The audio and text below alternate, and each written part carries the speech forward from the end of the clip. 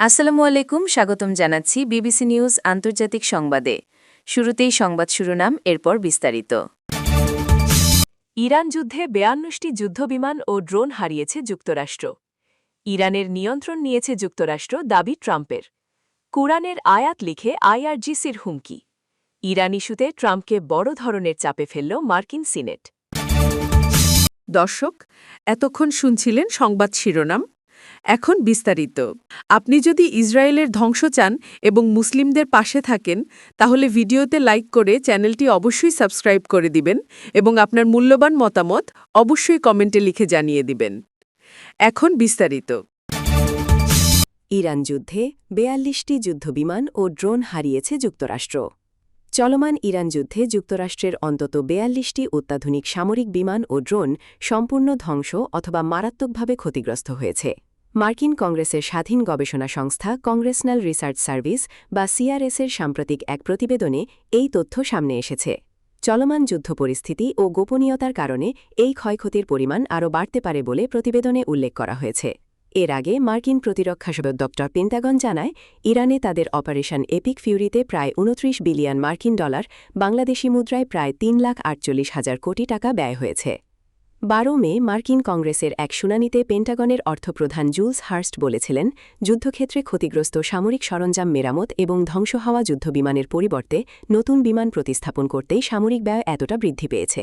Congressional research service বা সিআরএসের প্রতিবেদন অনুযায়ী, ইরান যুদ্ধে যুক্তরাষ্ট্রের যে ৪২টি বিমান ও ড্রোন ক্ষতিগ্রস্ত বা ধ্বংস লিখে তার তালিকা নিচে দেয়া হল। ২৪টি MQ-9 রিপার মাঝারি উচ্চতার দূরপাল্লার ড্রোন, ৪টি F-15E strike eagle fighter jet, একটি F-35A lightning 2 stealth fighter jet, একটি A-10 থান্ডারবোল্ট 2 গ্রাউন্ড অ্যাটাক বিমান, ৭টি KC-135 স্ট্র্যাটো ট্যাঙ্কার বা আকাশে জ্বালানি রিফিউলিং করার বিমান, একটি E-3 সেন্ট্রি যুদ্ধকালীন আগাম সতর্কবার্তা ও নিয়ন্ত্রণ ব্যবস্থার বিশেষ বিমান, ২টি MC-130J কমান্ডো 2 বিশেষ অভিযানের বিমান, একটি HH-60W জলি গ্রিন 2 যুদ্ধকালীন অনুসন্ধান ও উদ্ধারকারী হেলিকপ্টার ও একটি MQ-4C ট্রাইটন উচ্চতার দূরপাল্লার নজরদারি ড্রোন। ইরানের নিয়ন্ত্রণ নিয়েছে যুক্তরাষ্ট্র, দাবি ট্রাম্পের।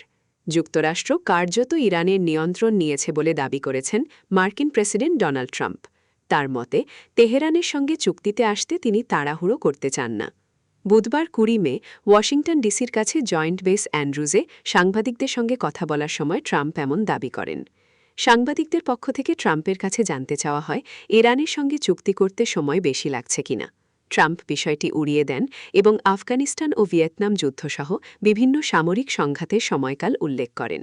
ওই প্রশ্নের জবাবে ট্রাম্প বলেন, আমি মাত্র ৩ মাস ধরে আছি। এর বড় অংশই যুদ্ধবিরতির মধ্যে কেটেছে। আমরা এটা নিয়ে তাড়াহুড়ো করছি না। আমরা ইরানকে একটি সুযোগ দেব। এই সময় ট্রাম্প দাবি করেন, যুক্তরাষ্ট্র কার্যত ইরানের ওপর নিয়ন্ত্রণ নিয়ে নিয়েছে। এর আগে ট্রাম্প বলেছিলেন, ইরানের সঙ্গে চলা যুদ্ধ খুব দ্রুতই শেষ হয়ে যাবে। তবে ইরান জানিয়েছে, তারা এমন কোনো চুক্তি করবে না যা তাদের জাতীয় স্বার্থের বাইরে যাবে। তবে যুক্তরাষ্ট্র আশাবাদী, নিজেদের স্বার্থ রক্ষা করেই তারা ইরানকে চুক্তিতে আনতে পারবে। তবে পুরো বিষয়টি মধ্যপ্রাচ্যের উত্তেজনা আরও বাড়িয়ে দিয়েছে। কুরআনের আয়াত লিখে আইআরজিসির হুমকি। যুক্তরাষ্ট্র ও ইসরায়েল যদি ইরানের বিরুদ্ধে আবারও সামরিক আগ্রাসন চালায়, তাহলে যুদ্ধ শুধু মধ্যপ্রাচ্যে সীমাবদ্ধ থাকবে না। পবিত্র কুরআনের আয়াত উদ্ধৃত করে ইরানের Islamic Revolutionary Guard Corps IRGC বলেছে, এবার এমন সব স্থানে পাল্টা হামলা হবে যা তাদের কল্পনারও বাইরে। বুধবার ২০ মে প্রকাশিত এক বিবৃতিতে আইআরজিসি আমেরিকান জায়নিস্ট শত্রুদের উদ্দেশ্যে এ বার্তা দেয়। তারা বলছে, অতীতের কৌশলগত ব্যর্থতা থেকেও ওয়াশিংটন ও তেল আবিব কোনো শিক্ষা নেয়নি এবং আবারও হুমকি ও চাপের পথ বেছে নিয়েছে। বিবৃতিতে বলা হয়, যুক্তরাষ্ট্র ও ইসরায়েল বিশ্বের সবচেয়ে ব্যয়বহুল সামরিক শক্তি ব্যবহার করে ইরানের বিরুদ্ধে হামলা চালালেও তখনও ইরান তার পূর্ণ সামরিক সক্ষমতা ব্যবহার করেনি।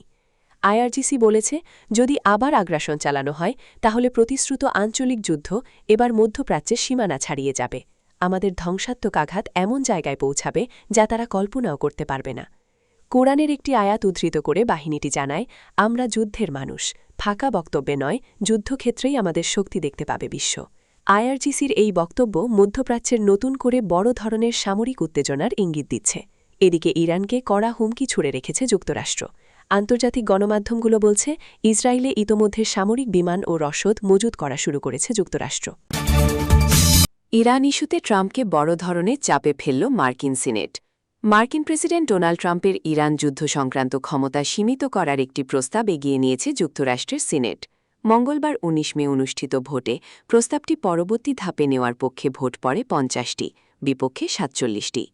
ট্রাম্পের নিজ দল রিপাবলিকান পার্টির ৪ জন সিনেটর ডেমোক্র্যাটদের সঙ্গে ভোট দেন, তবে এটি এখনও চূড়ান্ত অনুমোদন পায়নি। এই প্রস্তাবের মাধ্যমে কংগ্রেসের অনুমোদন ছাড়া ইরানের বিরুদ্ধে যুদ্ধ চালিয়ে যাওয়ার ক্ষমতা প্রেসিডেন্টের হাতে না রাখার দাবি জানানো হয়েছে।